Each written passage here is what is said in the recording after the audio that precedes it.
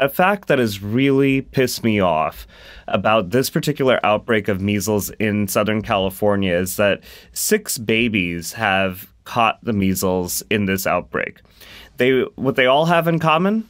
They're all younger than 1, which is the age at which we give the first dose of the measles, mumps, rubella vaccine. So they were too young to get vaccinated. But these babies' vaccines were otherwise up to date. That means that their parents were taking the responsible steps in protecting their children's health. So what that means is that these 6 babies caught the measles not out of a failure of pediatrics, not out of a failure of, their parents. It was because it was a failure of these anti-vaxxer families for not recognizing what Dr. Oth just pointed out in our last segment, their social responsibility to the rest of us. These babies were counting on us. They were counting on the rest of their herd to keep up immunity so that when diseases like measles come along, the rest of us, through our immunity, are protecting them until they're old enough to get the vaccine and then they can live their lives. These babies are not alone.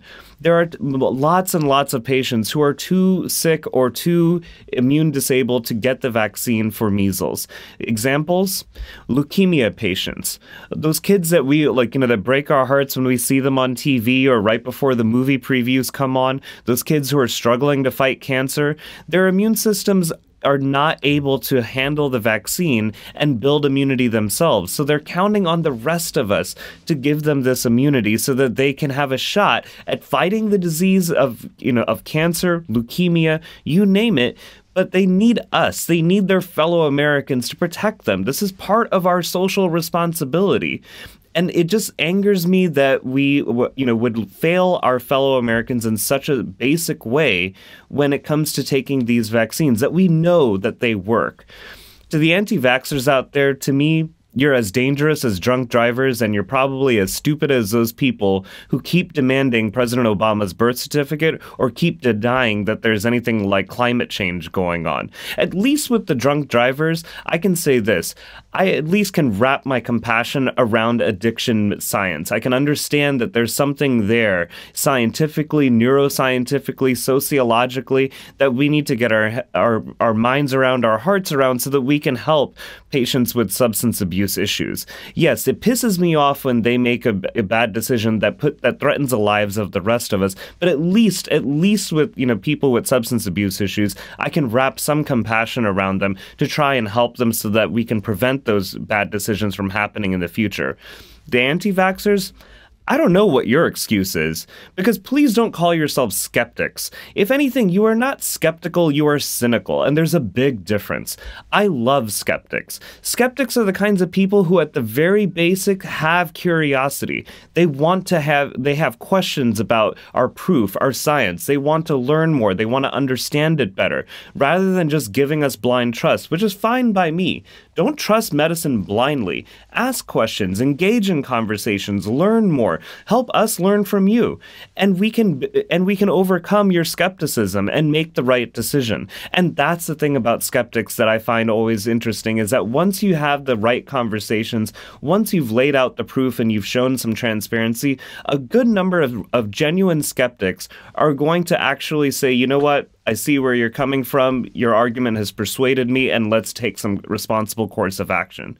When it comes to the anti-vaxxers, you're cynics. It's nothing but ignorance and arrogance. Time and again, I hear them being interviewed on TV, on the radio, on the internet, and there's no amount of trust building that we can do to help them do the right thing in getting all of us protected against things like the measles.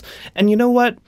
Science doesn't owe you, anti-vaxxers, any more than what we've already done. We have spent millions of dollars disproving that there is any kind of relationship between vaccines and autism. In fact, those are millions of dollars that could have gone towards autism research. Those are millions of dollars that could have gone towards researching the real toxins that are out there.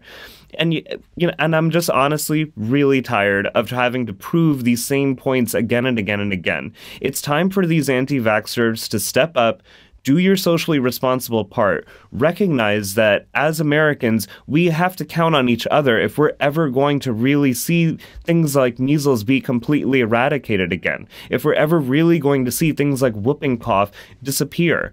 We owe this to each other. This is how herd immunity works. It is part of that web of mutuality that, it connects us in all the other things that we talk about on this show, whether it's, expansion of Obamacare, whether it's, getting people like, the reproductive health care that they need. These are all things that are tied together in the web of mutuality that make us healthier together. Vaccines are the most basic part of that. And I implore my anti-vaxxers out there, I implore my friends who are friends of anti-vaxxers to please, drag them kicking and screaming back into the light. We really can't afford to have any more babies, any more patients with cancer be put at risk for something as basic as measles because we have too much, arrogance and ignorance out there.